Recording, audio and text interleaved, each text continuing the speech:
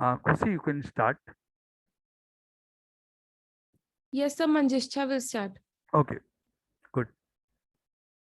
Request all those who can switch on their videos, please do switch on your videos too.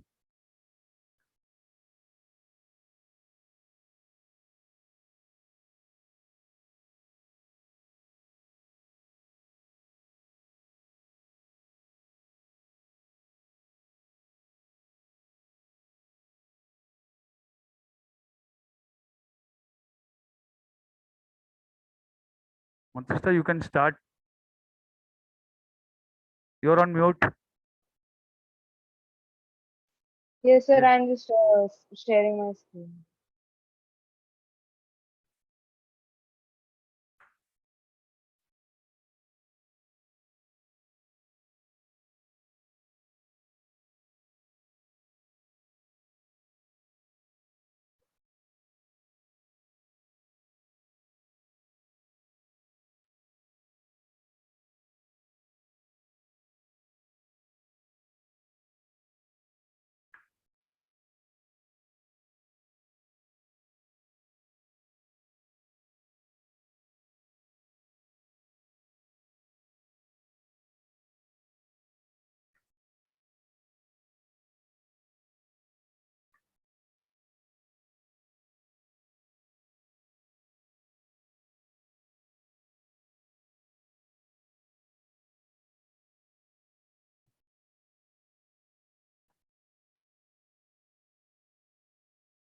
Manchester, please start.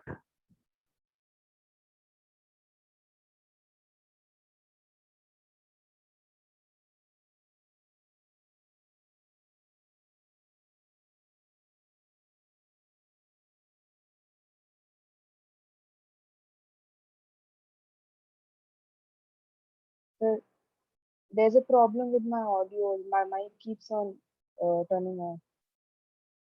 Okay, okay. By the time, Kusi, you can initiate. You can go and pre-read for that. Just give a pre-read for madam's introduction. Sir, I'll share Yes. my screen so she can read. Yeah, yeah. Manchester, you share your screen. She will read. Yes, sir.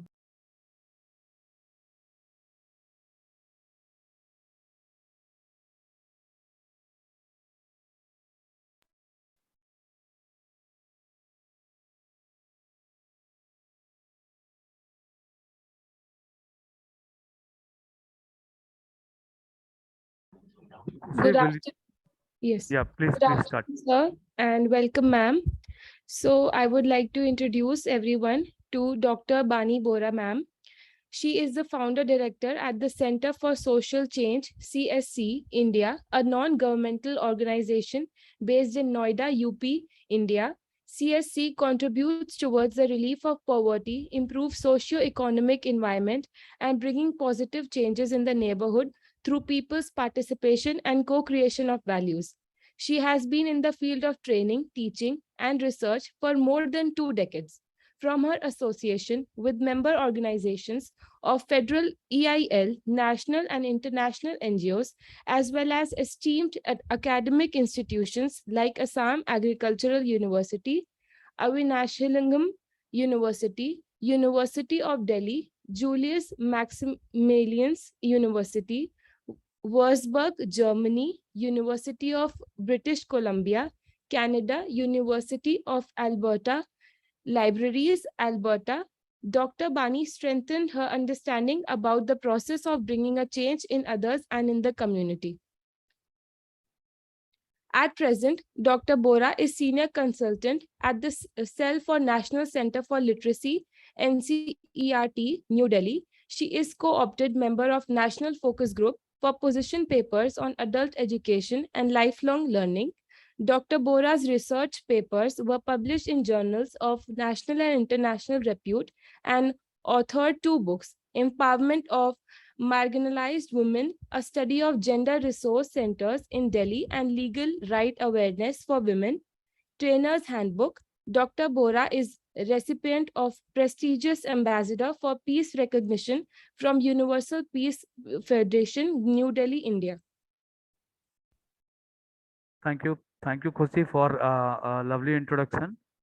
This is the very first time where our interns are actually going and reading a pre-read for an introduction of any of the guest speaker. Might be because of that, there will students might be hesitant to actually take on this particular responsibilities or the job roles. But I was going through the profile of Dr. Bani Madam, and I'm happy to actually share with you guys that I am too also related with associated with Avinash Lingam, and of course the Agriculture University of Assam. I'm also associated with them, and I actually I spoke to then Dr. Parvati at Avinash Lingam, and she told that Bani Madam was actually senior to her, and that is how just 1 month back we were I was at Delhi actually, and we came to know about Bani Madam during that particular program, and the circle of the life is such that how we all are associated or how we all know, we also don't know actually even that how we got to know and how our people are actually in the circle of those associations. Thank you for taking your time, Bani Madam.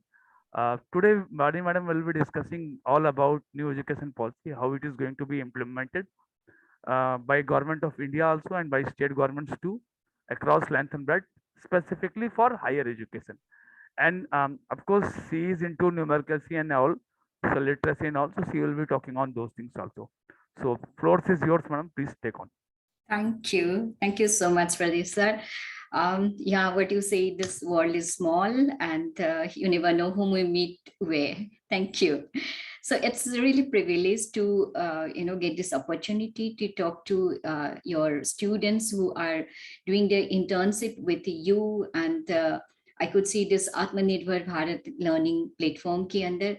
So thank you so much and welcome all dear students, and very, very warm welcome and congratulations from my part also, because you are, into that percentage, that very small percentage of students who are getting the opportunity to be in higher education. Congratulations. So before starting my presentation or discussing about NEP and higher education, I'd like to have a quick introduction from your side. Ji. Zoeb, I request from Hello, one. ma'am. Ma'am, my name is Zoebullah Khan and I'm from UPS, University of Petroleum and Energy Studies. Currently, I'm pursuing BBA. Okay, great. Thank you. Yeah. Keep on introducing yourself, guys. Team leaders, first introduce yourself. Hello, ma'am. My name is Khushi Varyani, and I'm from UPS Dehradun, and I'm currently pursuing Bachelor's of Design. And I'm one of the group leaders of the NGO. Great. Khushi, yes. Good evening, ma'am. My name is Manjushta. I'm also pursuing design at UPS, and I'm the other group leader. Okay, Manjista, Aditya, yeah, Priyanshi. Hello, ma'am. Good evening. My name is Priyanshi Sethi, and I am recently pursuing BCA from UPS. Okay, yeah. Good evening, ma'am. My name is Aditya Singh, and I'm currently pursuing BTech AP Upstream from UPS. Okay, yeah. Good afternoon, ma'am. My name is Achintya Vajpayee, and I'm currently pursuing Bachelor of Design from UPS University. Great. Yeah. Hello, ma'am. Yeah. Good evening, ma'am. I'm Abhinav Yadav. I am currently pursuing BTech APF. Okay, APF full form. Ma'am, Applied Petroleum Engineering, upstream. Okay, great. Yeah. Kirti. Hello, ma'am. I am Kirti Agarwal, and I'm currently pursuing integrated BBMBA from UPS. Integrated? BBMBA. BBMBA. Okay, great. Yeah. So basically you are, anyone else would like to volunteer quickly? Khushi, Abhinav, Adya Gupta, Hello, ma'am. Alankrita, Srijan. Yes, please. Hello, ma'am. I am Shivang. pursuing BTech from CS at UPS. Okay, okay. Hello, ma'am. Greetings, ma'am. I am Sukshat from UPS. Currently, I am pursuing BTech Applied Petroleum Upstream from UPS. Okay, great. Thank you, Good ma'am. evening, ma'am. Ma'am, I'm Adya Gupta. I'm pursuing BBA LLB from UPS. BBA LLB. Okay, very good. Yeah. Good evening, ma'am. I'm Alankrita Bajpayee and I am pursuing BTech Computer Science from UPS. BTech Computer Science. Yes, ma'am. Okay, okay, yeah. Hello, ma'am. I'm Dipankar and I'm pursuing BTech in Computer Science. Okay. Yeah. Good afternoon, ma'am. I'm Khush Srivastav and I'm pursuing BTech Computer Science from UPS. Okay, okay. So we have BTech and what is design course, right? And then what is this petroleum course about? Can you just let me understand a little better? Ma'am, Madam, actually this university, that is Petroleum University. From the crude oils. Okay, okay. UPS is of course a premier petroleum university, and this is the very first institution in India which is actually giving a BTech and the MTech courses for petroleum engineering. Yes, ma'am. The university's name stands for the petroleum engineering only. It's University of Petroleum and Engineering Studies, the UPES actually stands UPS. for. Okay. yes, it's Okay, petroleum great. engineering university. Thank you, ma'am. Great. Thank you. Thank you. And yes, so what I could see that we have participants here from different disciplines, varied disciplines, and all of us have joined this course of internship. What is the objective of this course, like internship course you are doing as a summer internship, right?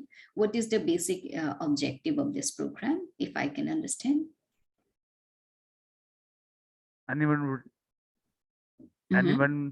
would like to say on this? Team leaders, at least you two can say on that. Ma'am, to actually gain an understanding and experience in the social sector.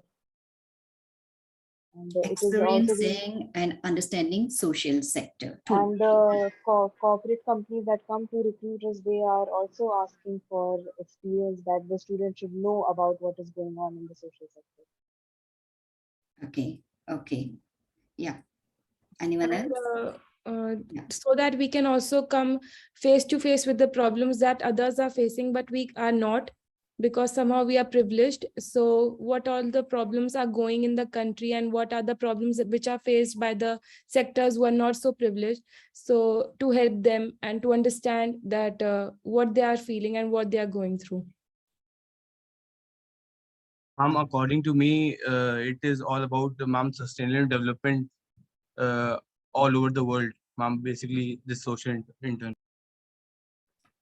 This internship is all about sustainable development. Now let me give you the idea actually how this internship is being initiated by UPS University. The idea behind this, usually all the universities and colleges do have the internship for their fourth standard or the final semester students. We do that actually during our MBA days or during our BTech days. The idea behind doing any of the internship is always that students should come to know about the hustle and bustle and of course the problem statement whenever you are into the corporate sector or once you are approaching or once you are working for the corporate sector, how effectively or how efficiently you keep on working. The idea behind internship, any of the internship is this. And now comes the idea behind this Srijan social internship. This is a initiative taken by Petroleum University, that is Dehradun. This is first of a kind that they are talking about Srijan social. They are talking about the society. They are talking about the Srijan, that is um, uh, a rebirth towards the thinking. That is why this internship is being called as Srijan social internship. And there are somewhere 3,000 students, those who are doing this internship across India. And all the students are actually being distributed in various cities and the towns. So whoever is there, who are actually from our Lucknow, they have opted my center, that is Roots to Bloom. And during my internship or during this 60 days of internship, students will be learning on public policy. That is the theme actually. Last year also the theme was the same. We keep on explaining about the framework, about how to implement a policy, how to make a policy, how to prepare a framework on the public policy. And we too give the deliberation about the at least 21 policies, that is the current policies. Current policy in the sense, if I am in the year of 2022, so I will be taking the policies of 2021. So students are actually learning on all about 2021 policies, and in the end, students will be giving on the assignment also are there. At each week, students are submitting their assignments, and on the final days, that is final 3 days, students will be actually exhibiting their learning in form of team building tournament, where these students will be in form of teams and they will actually presenting the learnings on public policies. That is how this actually the complete journey of Srijan social internship at my center Roots to Bloom will be. Perfect, perfect. I mean, it's really, I could see this must be very experiential learning for you. And this today's session, what I could see at the very beginning itself, that Pradeep sir has actually encouraged you to be a part of the session, like introducing your guest speaker, taking initiative in activities. So here in today's session, what we would be discussing, as I said, is of course, higher education, where we belong to, and then NEP 2020. Have you, so far, have you done any session or on NEP 2020? For this batch, no, of course not. All right. Okay. Okay. This would be the first session on NEP 2020. Perfect. So let me give a quick presentation on this, and then you could see here that what is it? I would be again semi-literate while using the exact full screen I'm doing. And I have to go for presentation, right? Sharing. You need to share. Yeah. Or you can do one more thing. If you can share it to our team members through the chat box, then Zuhaib or other team member can actually do for you, and you can go on for the deliberation or the talk. Okay, okay, okay. What you need to do is just try. Okay, I just put it on share. Is that okay? Is it visible? It is visible, of course. Yes, ma'am. It is visible. Okay, okay. Then let me go for full screen. Is it there?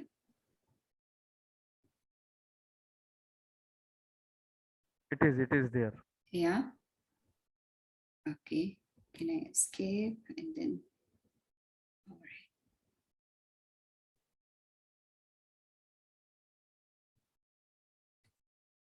Okay. This is the topic we are discussing today. And before starting about higher education, I'd like to hear from you.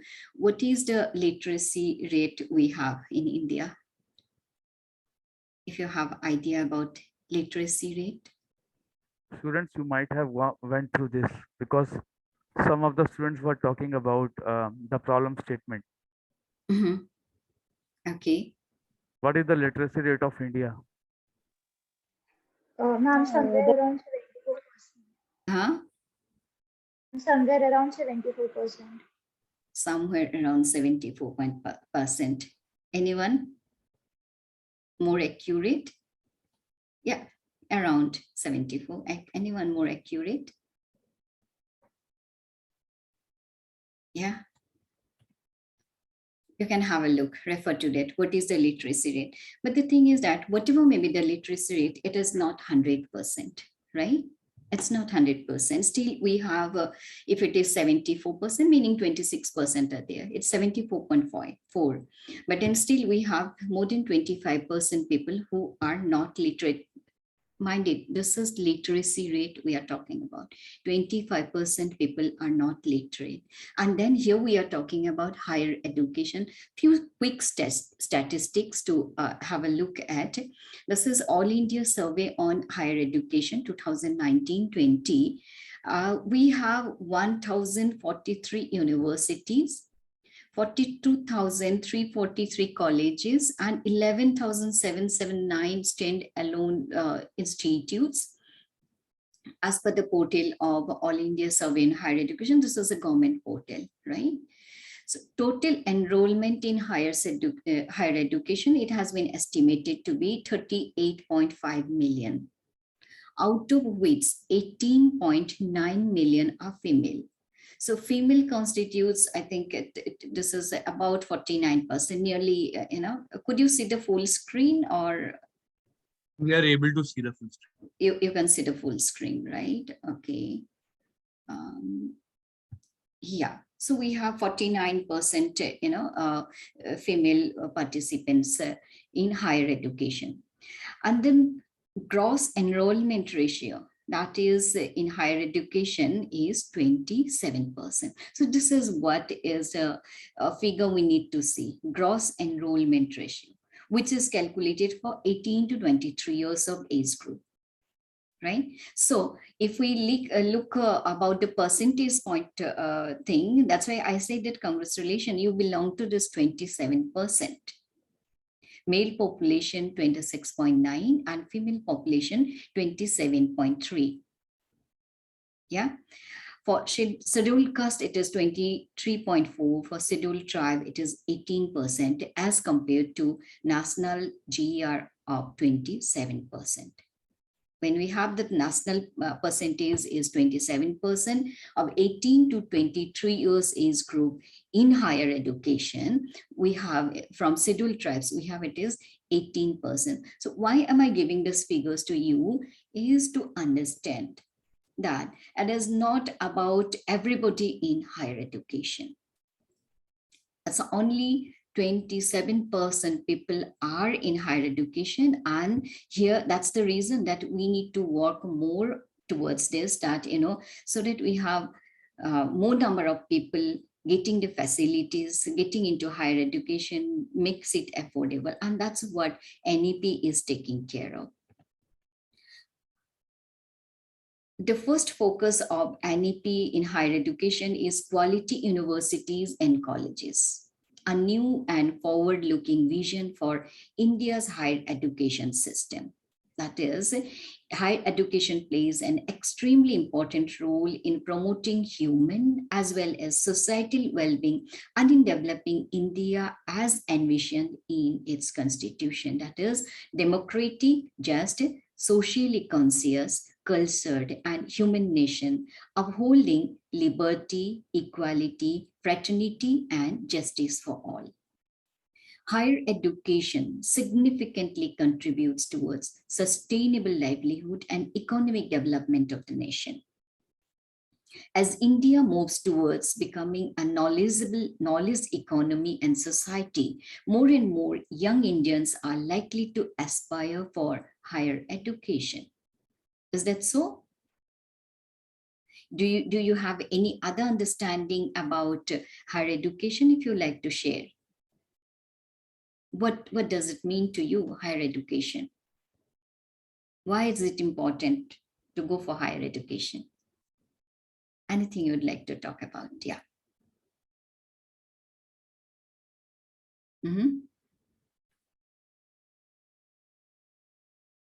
Ma'am, I think if we get a higher education, we can get more and better job opportunities.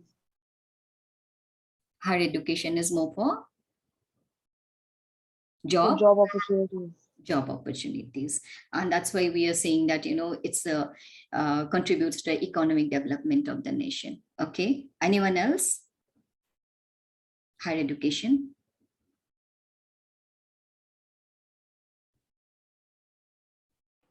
आप सब लोग इतने अच्छे institute में, इतने अच्छे university में, इतने गुड अच्छे डिमांड वाले कोर्स कर रहे हो, व्हाई? अपने लिए बताइए क्यों? Do speak on exactly you are actually understanding by this higher education, the term. Excuse me, ma'am. Ma'am, I think we pursue higher education for more knowledge of the subject, as we can get more deep into that subject. Great. and get throughout knowledge Mhm. about it. And ma'am, while having this higher education, ma'am, we can use that particular knowledge in practical field where it is Okay. required. Okay, great. Yeah. Anyone else? Ma'am, we can achieve perfection in that field which we have chosen or expertise, that skill. The skills. Okay. Okay. Okay. To be above average. Hanji, yeah. To be above average in a particular field. Above average. Okay. Okay. Right. Yeah, what you see, all of you, it's of course it has the relevance of higher education, and I think we can very well relate to each one of your observations or your feedback that you see that this would give us knowledge, this would give us better job opportunities, this would give us better skills, and that the above average, being above average in the skills. So it would make us also, what do we need here? We need to be socially conscious. We need to understand democracy. We need to be cultured and a human nation. That is what we need to bring into higher education. So tomorrow when we discuss about higher education, you will say this would make us socially conscious. Is that so? Let's understand what NEP said about this.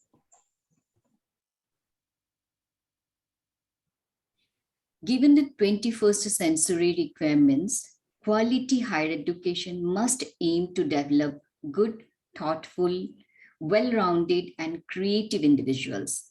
It must enable an individual to study one or more specialized areas of interest at a deep level and also develop character, ethical and constitutional values, intellectual curiosity, scientific temper, creativity, spirit of service, and 21st century capabilities across a range of disciplines, including science, social science, arts, humanities, language, as well as professional, technical, and vocational subjects.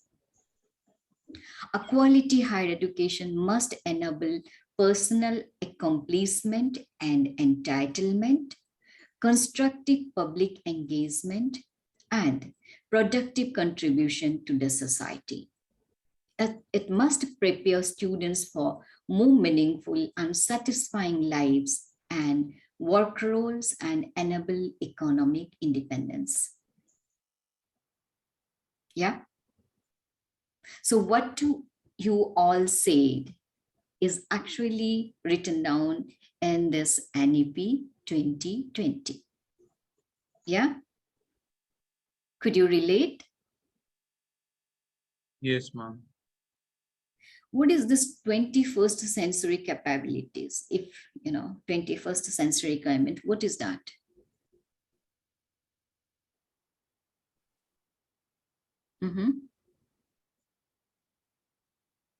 Ma'am, because I think that in earlier centuries, there were not as many options as there are right now in this 21st century.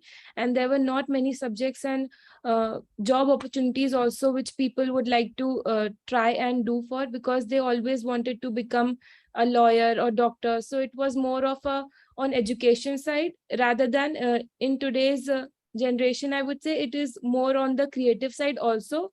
And we also believe in seeing education practically and working on that practically as well, rather than just grasping knowledge and keeping it in our mind stored. Great, very well said. 21st century is also more of global. Yeah. As what you explained is very well explained. And that is where the, this global citizens,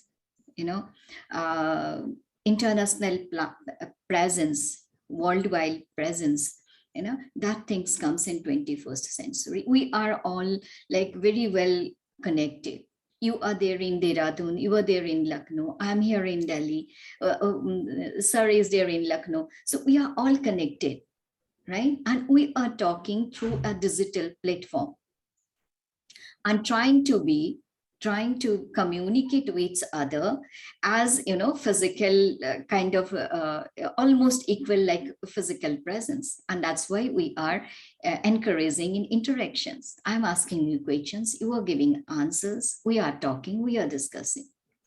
The distance has reduced to almost like digital facilities has reduced the distance almost nil. Now we can talk, we can share, and that is where we need to belong to. 21st century requirement is becoming the need to become a global citizen. Yeah.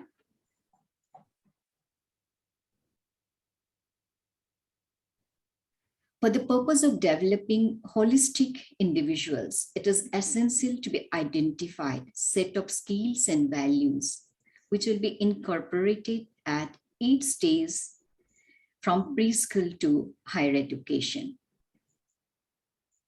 At the societal level, higher education must enable the development of enlightened, socially conscious, knowledgeable, and skilled nation that can find and implement robust solutions to its own problems. Higher education must form the basis for knowledge creation and innovation, thereby contributing to a growing national economy. The purpose of quality higher education is, therefore, more than the creation of greater opportunities for individual employment. Yeah. The purpose is more than the creation of greater opportunities for individuals. It represents the key to more vibrant, socially engaged, cooperative communities and a happier, cohesive, cultured, productive, innovative, progressive, and prosperous nation. Could you see through the responsibilities we are putting up on you? The responsibilities of developing the nation as a happier, cohesive, cultured, productive, innovative, progressive, and prosperous nation. All these responsibilities are on you, the students who are into higher education. How is it possible? Any examples? Think about yourself. How will you contribute towards a happier nation through your higher education? How will you do that? Or to a cultured nation? Or to an innovative nation? Yes. I'd like to hear from you. How do you, visualize yourself contributing?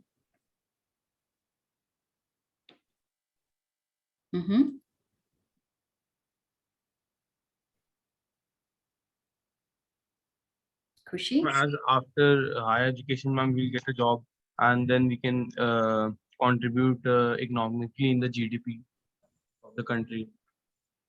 How will it be a happier one? I think that when we represent our countries, our country in various countries, everybody will go out and will go for a higher education level. So then our culture will reflect from our education, like how we carry our information and how we implement our education will show many things about us. Okay, one more. You are from art, right? You're from design. Yes, ma'am. Khushi, yeah. So think about design. Design, what are you learning in design? Ma'am, I will be pursuing fashion design. You would be pursuing fashion designing. Okay. Now, think about fashion designing and any idea how will you make it innovative?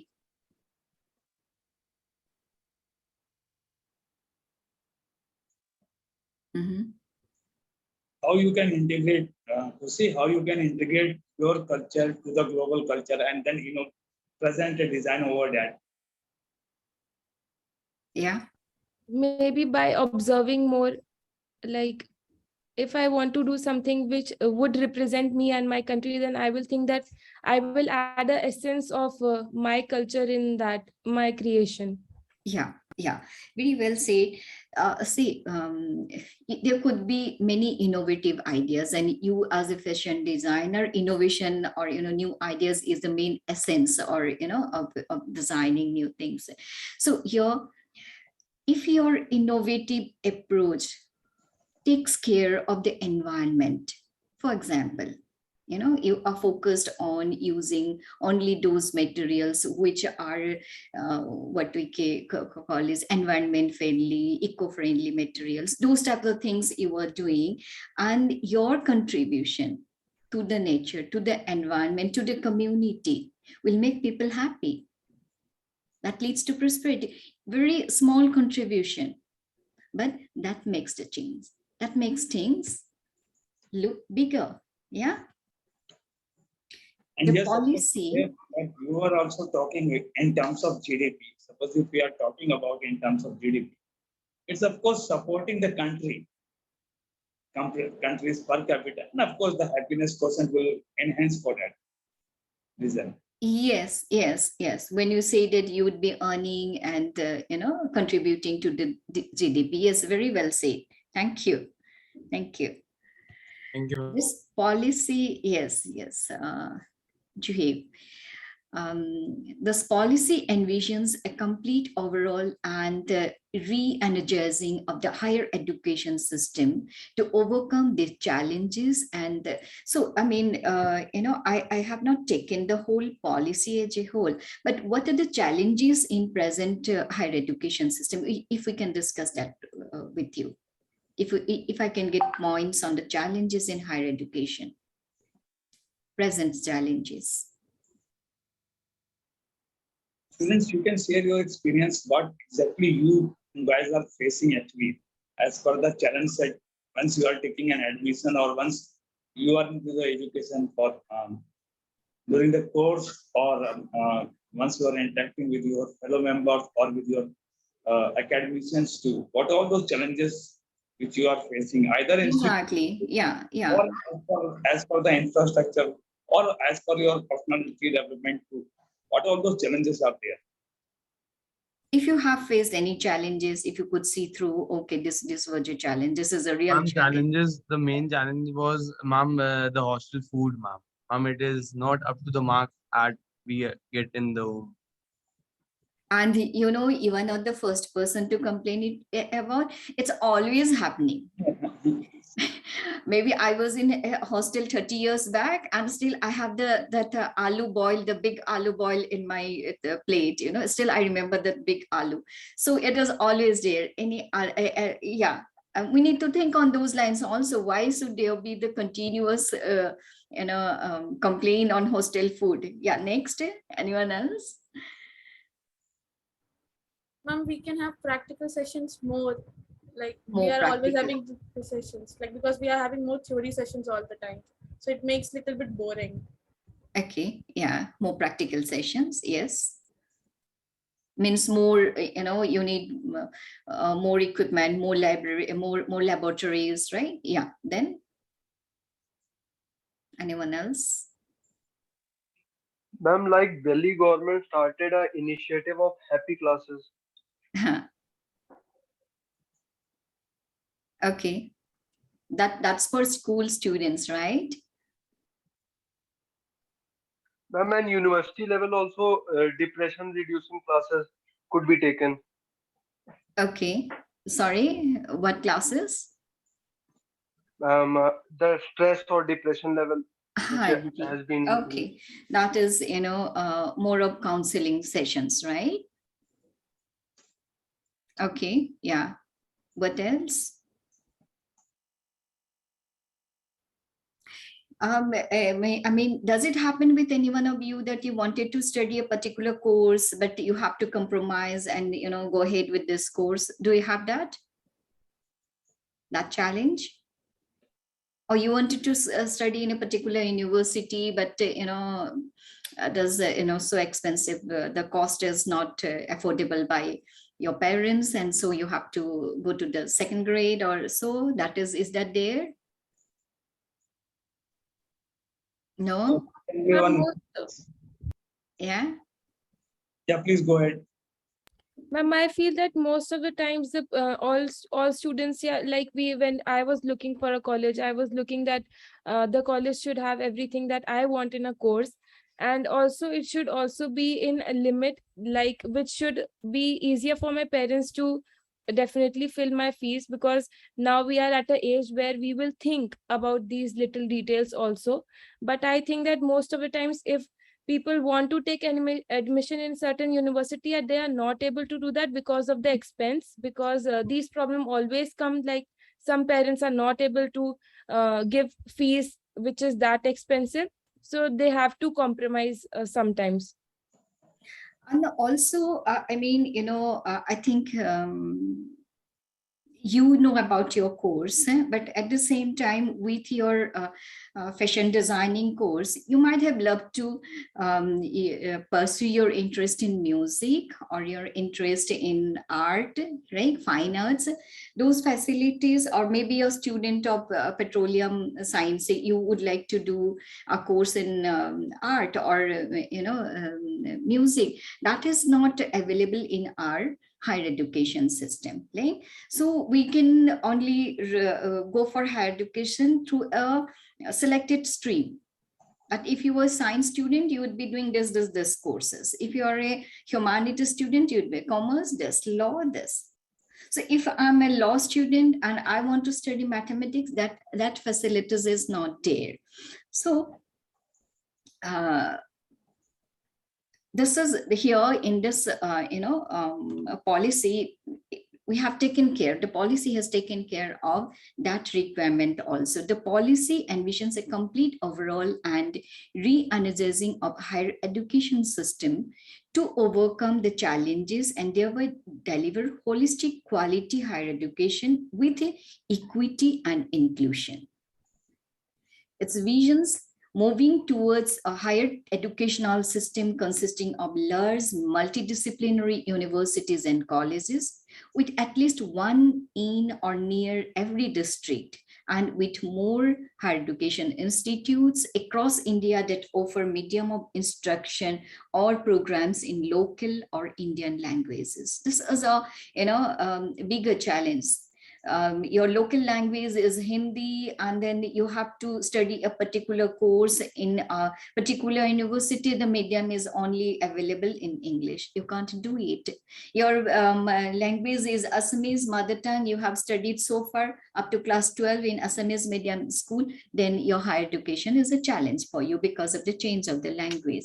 Moving towards a more multidisciplinary undergraduate education, moving towards faculty and institutional autonomy, revamping curriculum, pedagogy, assessment, and student support for enhanced student experiences, reaffirming the integrity of faculty and institutional leadership positions through merit appointments and career progression based on teaching, research, and service, establishment of National Research Foundation to found out peer-reviewed research and to actively seed research in university colleges, governance of HEIs by high quality qualified independent board having academic and administrative autonomy, light but tight regulation by a single regulator for higher education, increased access, equity, and inclusion through a range of measures, including greater opportunities for outstanding public education, scholarship by private philanthropic universities for disadvantaged and underprivileged students, online education, open distance learning, and all infrastructure and learning materials accessible and available to learners. Moving to large multidisciplinary universities and higher education institutes, that's the highest recommendation of this policy regarding the sorry, what is that terminology? I couldn't see. Could you read the second line, Khushi? Yes, ma'am. Regarding structure of higher education. Structure of higher education, and then read out the next line also, the ancient universities. The ancient universities, Takshashila, Nalanda, Vallabhi, and Vikramshila which had thousands of students from India and the world studying in vibrant multidisciplinary environments, amply demonstrated the type of great success that large multidisciplinary research and teaching universities could bring. India urgently needs to bring back this great Indian tradition to create well-rounded and innovative individuals, and which is already transforming other countries educationally and economically. So what are we talking about this multidisciplinary universities in the system, right? And then examples of Nalanda, Vallavi, Vikramshila, Takshashila. Any one of you have visited these universities? Nalanda? Have you visited? No? No one is from that side. You must visit. It is really wonderful. Like it's a huge university, so much of resources, such old heritage we do have. You must visit that.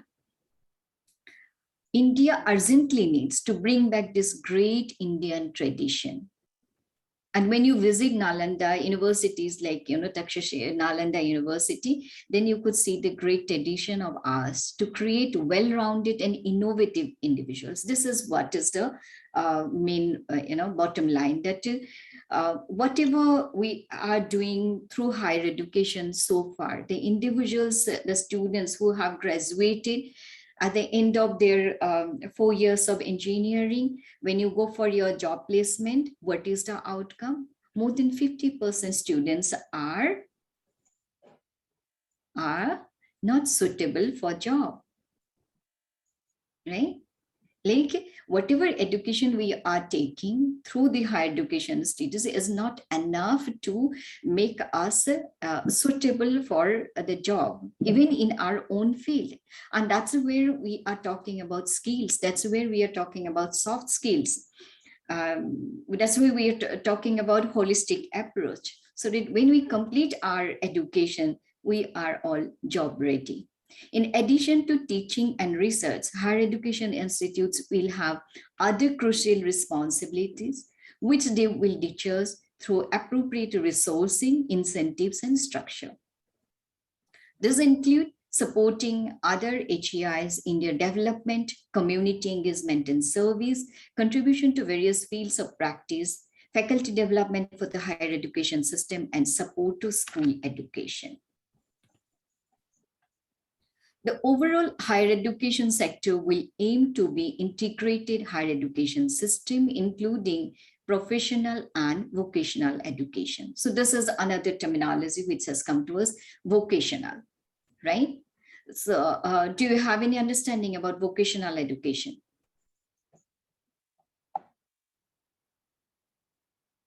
Vocational education.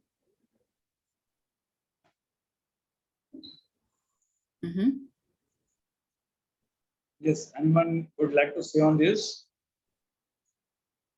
Yeah. Professional education, we all. I think, ma'am, more learning options. Ma'am, that means we can have more subjects in it. Professional, we know, professional education. You are doing engineering, you're doing medical, you're doing LLB, law, there's a professional. Vocational. If somebody wants to become a professional photographer, they can use that, they can take admission in vocational institute or something. Which is, yes, that is for particular. That's a vocation. You would be doing it by yourself, right? Like we have a vocational education for various skill-based course, which are linked with vocational education. In fact, whatever may be your professional educations, vocation could be linked into that, right? Vocational skills could be linked into that. And that's how this policy and its approach will be equally applicable to higher education institutes across all current streams. which will eventually merge coherent ecosystem of higher education.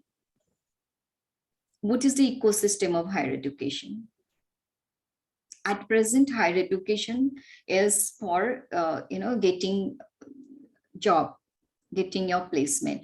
When vocational education is also linked with it, when other skills are added to it, when your life skills is increased and developed, enhanced, then you are more, the whole purpose is to make you suitable for a worldwide market. That's what is the purpose of another purpose of higher education we are aiming at, apart from bringing you as a great citizen, global citizen, right?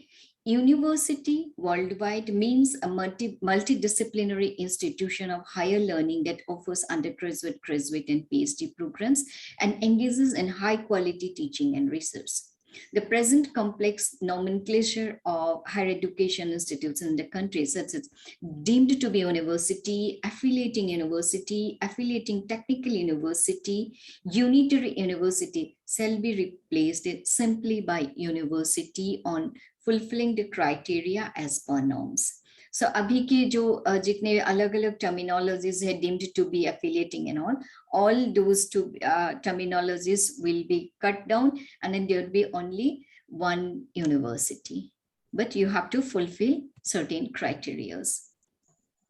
Towards more holistic and multidisciplinary education, India's tradition of holistic, like Taxila and Nalanda, we say, ancient Indian literary works such as Vanavatta Kadambari described a good education as knowledge of the 64 kalas or arts, and among the 64 arts were not only subjects such as singing and painting, but also scientific fields such as chemistry and mathematics, vocational fields such as carpentry and cloth making, professional fields such as medicine and engineering, as well as soft skills such as communication, discussion, debate.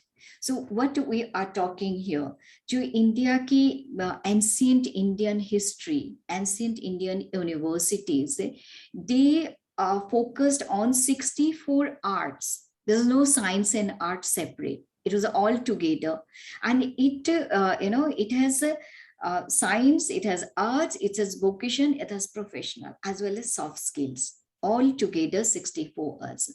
So India feels that let's go back to our roots. The very idea that all branches of creative human endeavor, including mathematics, science, vocational subjects, professional subjects, and soft skills, should be considered arts, has distinctly Indian origin. The nation of a knowledge of many arts, or what is modern times, is often called liberal arts.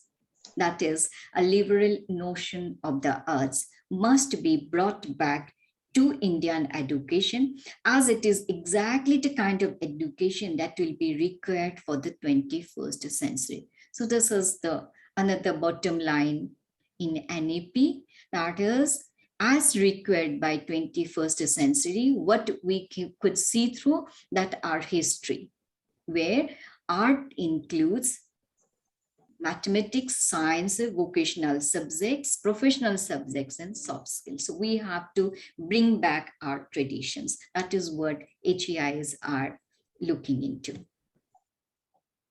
Towards the attainment of such a holistic and multidisciplinary education, the flexible and innovative course, all HEIs shall include credit-based course and projects in the areas of community engagement and service, environmental education, value-based education. Environment education will include areas such as climate change, pollution, waste management, sanitation, conservation of biological diversity, management of biological resources and biodiversity, forest and wildlife conservation, and sustainable development and living. Anyone like to explain this? Yeah. Anyone, or if you have any questions on this?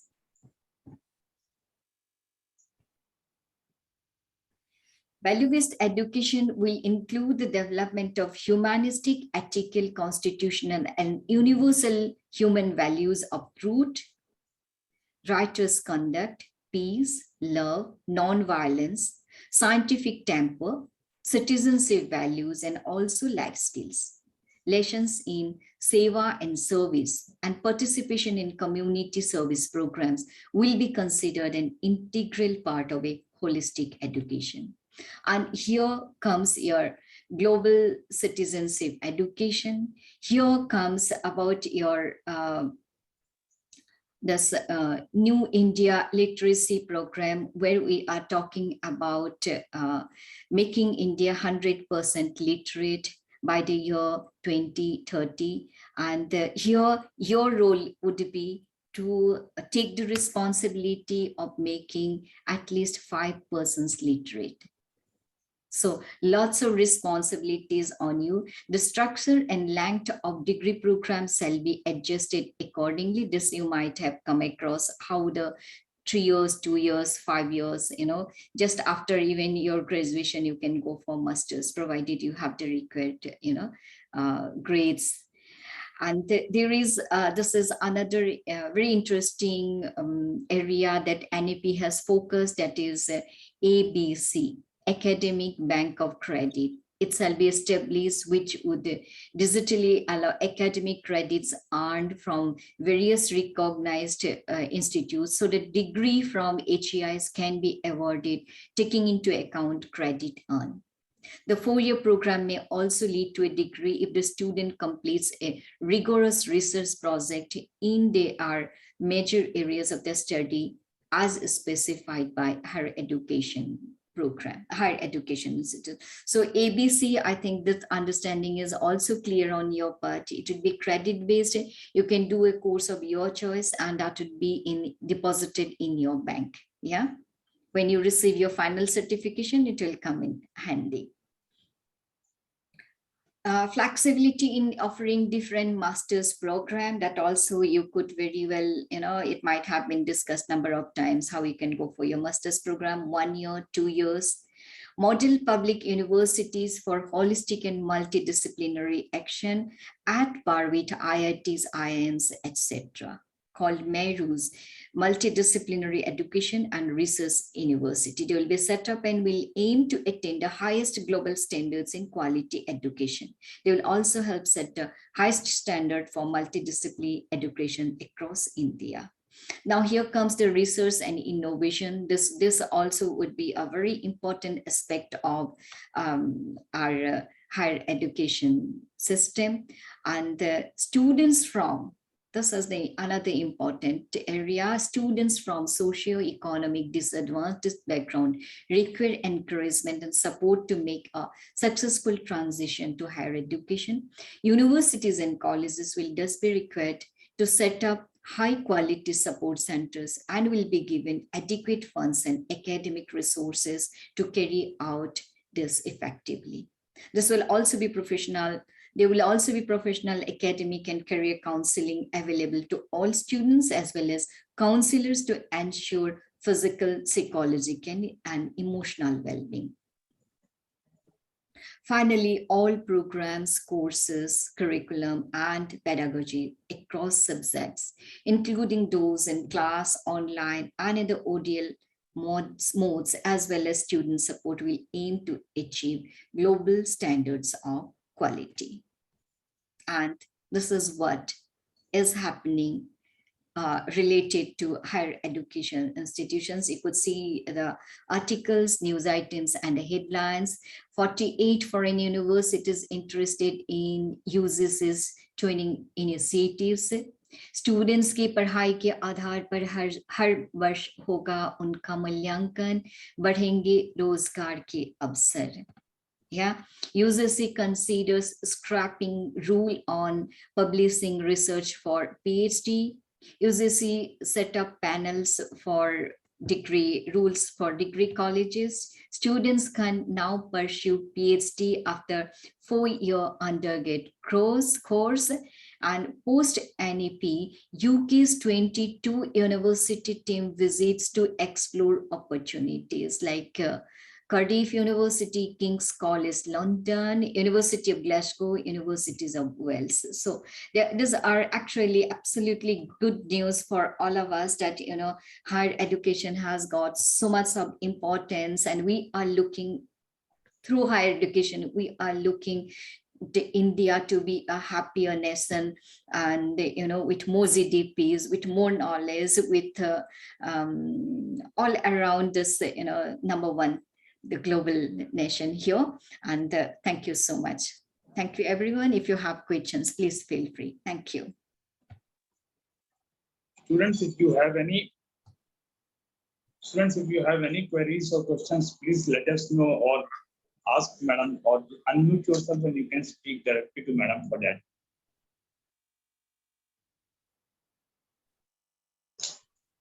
Ma'am. Yeah, please go ahead. Ma'am, as this higher education policy is there, as you have shown, ma'am, how we can implement it in India? Ma'am, what are the parameters or the indicators which we can use to implement it in India? This is for India only. Higher education policy is for India only, right? It is for India, but how we can implement it? The implementation, as you have seen, that implementation process is already on. You know, your degree courses would be this 3 or 4 years, those things would be from this new new session. It would start like you would have a 4 years degree. After 2 years, you can exit, then, you know, you can again join. There would be a gap of 7 years in between. Maximum 7 years time off you can take, but still you can come back and start from 3rd year. So all those process will be started from this year, academic year itself. Ma'am, this can only be done by incrementing in the education system policies. Yeah. 20 to 23 will have. What will happen actually is you will be notified by the respective colleges and the university that we are going to implement new education policy. Yes. The notification, like Delhi University would start from this year. So what will happen actually, how the implementation goes across the colleges and universities, your dean, your HOD, your vice chancellor will give a deliberation on that. Okay, this is been notified by Government of India, and now we are going to implement it. Post the implementation, after 2 years of your studying in your respective colleges, you can choose that you have got the option that you can choose a different skill set, or you can choose a different college to actually do this two credit system or 4 credit system in different colleges or the universities. First thing, during the implementation phase. Secondly, because this new education policy is talking about life learning skills also. If you go with the new education policy, the complete policy, I will share it with you also. You guys also will go and read on this policy. But the implementation phase and the implementation objectives are totally different, and the new education policy, which policy is saying, is totally entirely different, because during the implementation deliberation we are talking something else, and for the policy we are talking something else. Although I will share that particular new education policy to you. In that particular new education policy, policy is talking about the life learning skills. And under this life learning skill, again, after 3 years or so, you can choose on your interest area, like dancing, like singing, like art, like, of course, any other vocational skill which you would like to learn on. You can choose on. Sir, as ma'am said that the skills that we have, right? So the skills for the skills that we have, we will get that particular course, that certificates that in form of mark sheets, right? What college will do? Yep. College will do? I am coming up there. Don't worry. What college will do? College will notify you. Look, okay, after 2 years of time period, for this year you can opt for this. You will choose on that particular skill set and you will opt also that particular college or the university. Okay. Once you go on to that, like you are coming to my center for an internship, likewise you will go to that different colleges or the universities, come up with that particular skill set, do the certification course on there. They will give a marks or that they will evaluate you on that, give you the certification on that particular skill set. They will send it across that particular certification to your college. And once you actually pass on from your university and the colleges, you will get those added actually certificates too. Not only that you will be getting the certificate of BTech, but the other trade systems what you have actually opted during your course time, that is 4 years or 5 years of time. You will be getting the certification on that also. You will be getting the evaluation on that, and even the credit system will be added to your credit system itself. Like if I give you the example, just take a simple example. Usually all the degree colleges are having either 96 credits or 92 grades. Okay. So yeah, if you are in the fourth year or if you are in the third year, somewhere 16 credits or 22 credits are left out. 16 or 24 credits are left out. So you will choose on out of these 24 credits, 4 credits I will be going and doing something else, not that particular skill set or not particular that subject. I'll be choosing even the commerce also I can select on. I can choose the financial accounting also on that. And I will complete that particular skill set. I will get the certification from that particular institution, and that institution and that certification will get added on to your credit system. That is the total credit system of 96. You got how it's been going to be implemented. Yes. So it's going to be implemented across the globe, across the states and across the country. And the implementation is actually taking time because so much deliberation is there. And even during the new education policy, there is a say on that, that okay, students can even opt for a local language too. And this is the biggest impediment for this. If a Bengal student is choosing that I would like to go for a to read on this chemistry subject in Bangla subject, the books are not there in Bangla, of course, and even the teachers are not trained on that. How to make them understand chemistry in Bangla? They don't know. So still, certain impediments, certain actually hurdles This are you have there. discussed in the class itself. Yeah, which I have discussed in the class itself. So these types of impediments are there, these types of challenges are there, but it is with the time frame and with the implementation phases, this will clear on, and you guys will getting the notification by your respective colleges model. Yes, Manjista, your hands was raised. Yes, sir, I was just asking that the way you explained it with the credit system and everything, so it will be kind of like how we choose electives and minors, It's basically. what you are choosing the electives, and each elective and each subject is having a credit on that. For Yes. subject, there is a credit equivalent to that particular credit. Likewise, college will notify, okay, these are the colleges listed by us, these are the institutions listed by us. You can choose on these grades for yourself. Okay, so you will be getting on that notification from your college itself. Any other questions? Yeah, I'd just like to add where what Pradeep sir said here. Like Delhi University, they started their course in Department of Adult Continuing Education and Extension. So they have opened their course like, to students from Manipur University and students from Gandhigram University. So although you are a student of that university, you can do a particular course from Delhi University. That is what will be, facilitated more. Now, recently I read that Amit University said that dual degree is possible, right? So you can take admission in 2 degree courses at the same time and continue with both, right? So those things would come. You would be able to, you would be free to study whatever you want. I think that is very tempting, right?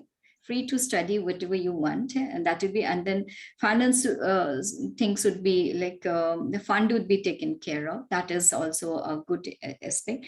The other one is collaboration of international universities. I think if that happens, like normally as an international student, we need to pay more than double or triple of their fees. if we go to study abroad, like fees is always double triple. So if we the universities come here and the education is at par of their back home state, so I think that would be very helpful.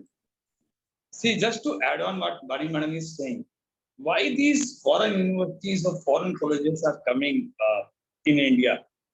Just because of this new education policy, because our new education policy is saying that now we can choose on the universities, now we can choose on the colleges. And once we can choose on the colleges, students from UPS also can choose on for Symbiosis and Oxford too.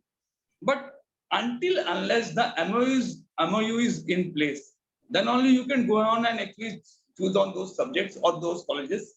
And that is why these training activities are coming across. I was the part of World Bank project where the 22 states and other colleges, those government colleges, they were doing these training activities. But what under the training activities we were doing is, there was a mentor and mentee. Mentor means the institutions or the colleges, those who are the part of the previous project, and they have a hands-on experience on that. What they were doing is, they were actually hand-holding the other colleges. Mentors are hand-holding the mentee colleges, and the training activities been taken care by. We keep on meeting several times, all the universities and colleges, we keep on meeting on that, and training activities being actually taken care. Likewise, now foreign universities will be coming here. They will be signing an MOU either with UPS or Avinash Lingam or DTU or Delhi University, Hyderabad University, Lucknow University. And under this MOU, they will be signing what all those syllabus will be there, what all those subjects will be there, what all those options will be there for the students, and how the training will be there between the students, or how the passing on of the credit system from one university to the other university will be there for the students. Because of this, only these training activities or these universities are coming in India, just because of our new education policy. Of course, if I talk about the new education policy, and when Bani Madam was actually asking you guys, what are those challenges? I do remember during my time, of course, when I was trying for an admission in any of the engineering colleges, we keep on actually writing on our form and all. Now the technical intervention is there. Now education policy is saying that whenever such policies is in place in the year of 2022, that is 21st century, the institution should be well furnished. There should be the infrastructure should be well enough to actually support on not only on the technical interventions, also during the time of admission, during the time of evaluation, during the time of even other standardized support system, that all should be through the technical interventions, that is IT enabled. So this is what actually the new education policy, and what is that Bani Madam was actually talking for, that what are the challenges you guys are facing.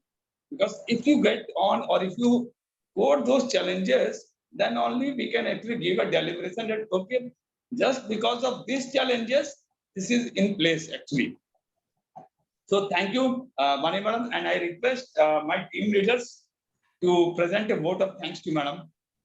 Thank you. Thank you so much.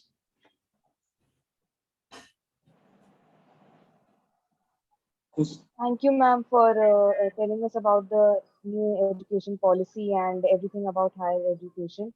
This was, as you know, this was a new topic for us, and this was a first session, and you made it very interesting. Thank you for taking your time and informing us about it. Thank you. Thank you, Manjista. Thank you, Pradeep sir. Thank you for this opportunity. We actually discussed very brief little about the policy, right? So as sir said, you go through the policy, you might like to go through it, you might like to understand, analyze, and all the best for your bright future. Be that 21st century global citizen and stay connected. Thank you. Bye-bye. Thank you, ma'am. Thanks, ma'am. Bye-bye. Thank you, ma'am. Thank you, ma'am. Madam, if you can choose to leave the session, you can choose, because students will meet for a half an hour or so, because we have some presentation on that. Sure. Alok is here or not? Alok and Sivan? So Sir, Alok Alok is is not. on leave. Alok is on leave. Okay. Sivank is here. Another you guys are there. Tell me, education is under which list? Sir, can you repeat it? Education is Sir, your voice is breaking up. Sir, your voice is breaking. education is coming under which list? Union, concurrent, state. As per the public policy, which list it is coming? Sir, I think it comes in union list. And both. Education is coming under which list? Sir, I guess concurrent list. Concurrent. Sir, I Concurrent also list. think concurrent. Because state and union both decide on education. Both. Got it? So it is coming under concurrent list. It means what? So that both the center and the state can make a policy, but only the union policy will prevail. It will be the one that is actually implemented. It means for smooth implementation of education policy, state and union need to sit aside and discuss on. So stakeholders, when Madam was talking about who all are the stakeholders, so for a new education policy, who all are the stakeholders? So all the education institutes, the universities, And the students, The ministry. So all the state governments. And Minister of Education. Sir, Education Ministry and Government of India. Human Resource Development. Ministry of Human Resource Development. so the teachers and students also. teachers and students. This make a ecosystem of education actually. So once guest speakers are there and the speakers from out of our camp are there, do speak on these things. I had a session on this, that who all are, how to actually evaluate who all are the stakeholders of ecosystem. I have given you the topic also, that tomorrow we will be discussing about the new education policy. Okay, now coming to the next one. You all guys know about what exactly the things are going around for Agnipath. Now tell me, this policy is given by which ministry? The central. Which ministry?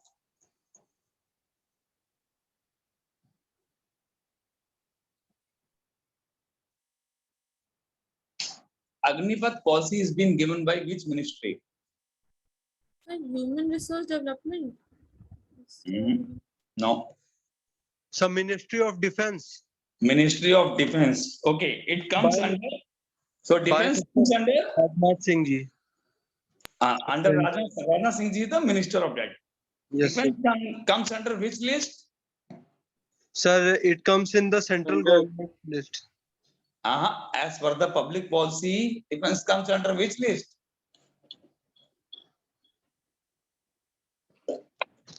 So defense is in the union list. Union list. So it means what? It means what? We discussed on this, that if a subject is coming under union list, that is why I was actually looking around for Alok. Sir, it means that only central government and cabinet can decide over the policies of a country in defense matters and recruitment processes. Including president also. Of course, president also. But this means that the moment ministry has taken the decision, okay, this is applicable to all states. No here and there. No one can say on that I will not going to implement it, or I will not go with this particular policy. Got it? Yes, sir. Got the order? That education comes under. I'm just defining it, how the difference is there. And during my first speech. What is the vision for any of the public policy? Why governments are coming up with the public policies? What is their end goal actually or aim?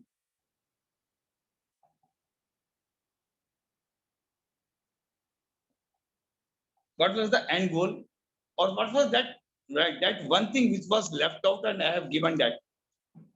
That public policy is giving this also.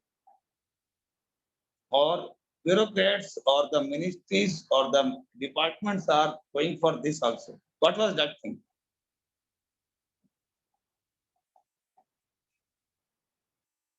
If you remember. We talk about the social welfare, I think. No, it was, you all guys have mentioned this social welfare and other things. Only thing, employment creation was left out. And I specifically written at the bottom that this is the core area. Generating an employment for the people is the basic idea of any of the public policy.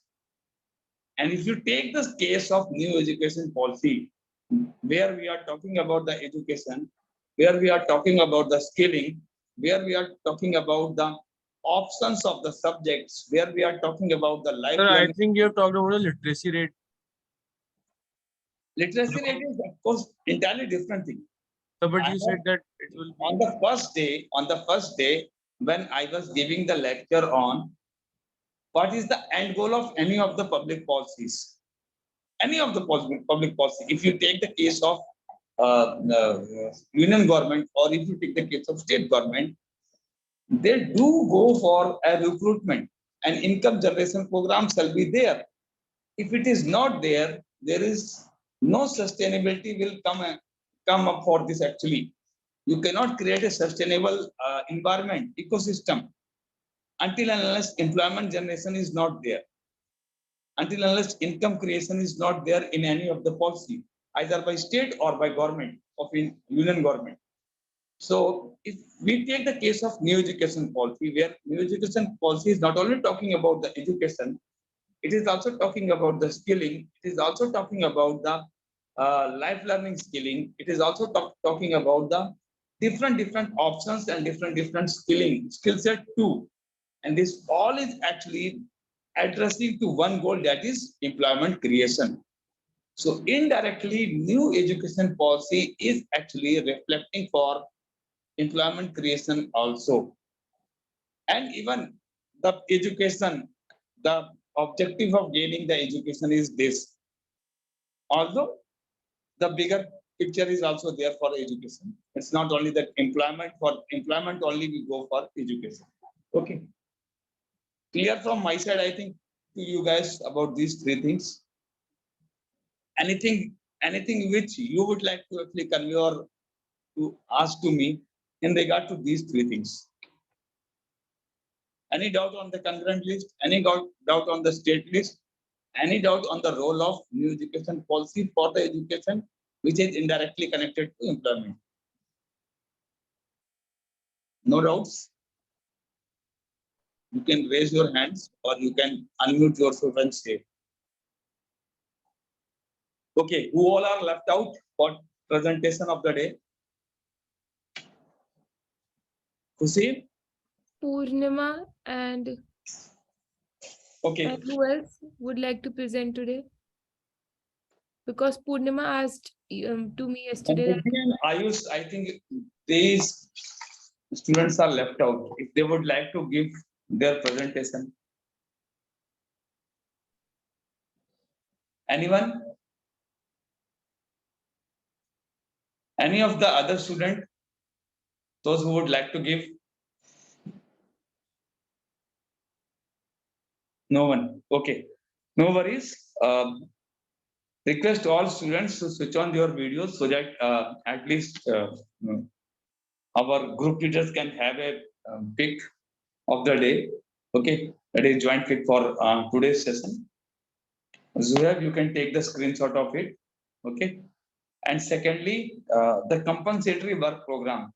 I came to know only from Pussy that on one student is actually submitting it on the regular basis.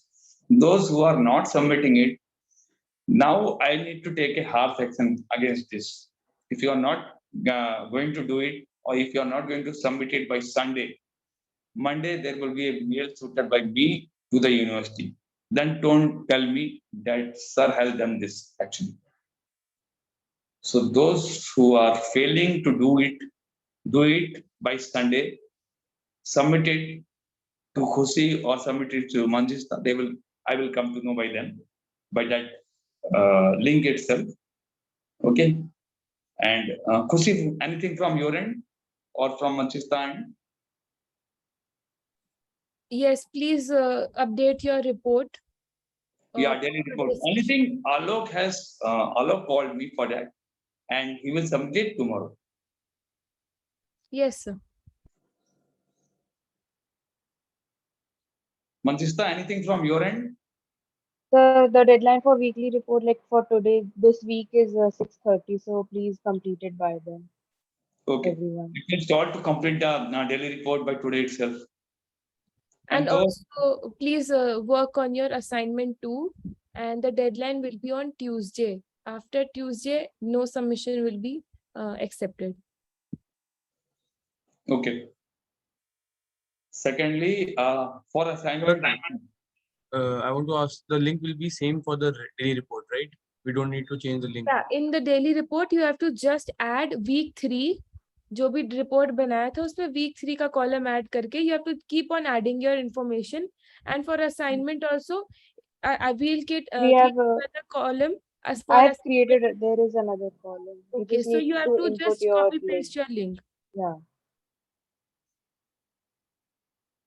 Pranav is here. Pranav Yadav. Ask him, Pranav, if you are here, or otherwise team leaders do note on this. His LinkedIn post, that is for assignment 1, is not visible to the evaluator. Narmada was calling twice for this. That's sir, मेरे को दिख नहीं रही है, मेरे को दिख नहीं रही. Even I was not able to. I can see. It is restricted. I think his post is restricted there. So ask Pranav to actually make changes accordingly. Because otherwise, here his evaluation will not be there. I don't think we have a Pranav Yadav in our list right So now. because you told about Abhinav Yadav on the group yesterday. Abhinav Yadav, not Pranav Yadav. Yes, sir. So he responded that he has already done it, but we'll still talk to him. Then we need to take a screenshot of that particular post and send it to the evaluator. No other ways. Okay, that I will do. We need to, because evaluation is as per the marking. Okay. By today or by tomorrow. By tomorrow, the evaluation will be in my hand. Okay. And I will share it to group also and by mail also to the university. Okay. So what about those who still haven't submitted their assignment 1? Those who are, they can submit it by tomorrow. After that, no such excuses from them. Okay. I need to write it to the university for that. It's a simple one that actually is assignment 1. Even the new students can actually, you ask the new students also, Nikita and other girl, ask her also to do it. It's very simple actually. Only thing you need to identify the non-famous sports personality or the sports. Okay. Anything else from you guys? No, sir. Zuhaib, you have taken the screenshot? Yes, sir, I've shared in the group. Okay, good. Anything else from you? From your end? And Ishika Mittal, please update your link of assignment 1 on the Google Sheet. Yeah, I will. Kirti, are you here? Yeah, I am here. Please update your links in both report and assignment. I'll complete this work by tomorrow with my team. Okay. Do it by today because evaluator again and again she is coming to me, sir, how many days, when we need to finalize it. Don't make it a pendency actually. It's not good. Team members are working for that. if I will ask her to work on Sunday, it's not good, na? If you guys have submitted it by today itself, she might have completed it. Now she need to work on Sunday. Sir, I want to say something. Yeah, please. For assignment 2, no submission will be accepted after Tuesday. No submissions. Yeah, of course. That means you will not text any group leader individually or sir regarding your submission. You will definitely get a strike mail from our end. And those who have already got 2 strike mails, we have tried a level best to tell you that please submit your compensatory work, but you are not taking it seriously. So the next mail will be of termination and we are not responsible for anything after that. And then college needs to take on the decision for you guys. And also, like Alok did, see, if you are not well, you are not actually kids now. You are not babies that you are giving phone to your parents and then parents are speaking to me, sir, please allow him, allow her. Don't do these things. You are not the kids now. Don't be mama's boy and mama's papa's girl. You guys are now independent, okay? If you are not well, speak to team leader. Then you can speak to me also. It's not that if someone is not well. Even one of the students, he came to me on 2 days back to my center that, sir, I have this particular problem and how we can solve it. So now For leave, sir, for leave, there is already a protocol given that you have to write a mail, and we have given your ID and Manjishta's and my ID on the group that you have to write a leave mail. So please don't message sir and me, just mail it on our mail IDs and we will see it, and you will be notified on that only whether your leave is approved or not. don't be childish on these things, okay?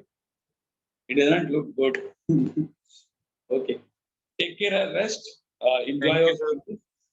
And any queries, please write it on the group. Thank you. Thank you, sir. Thank you, sir. Thank you, sir. Thank you, sir.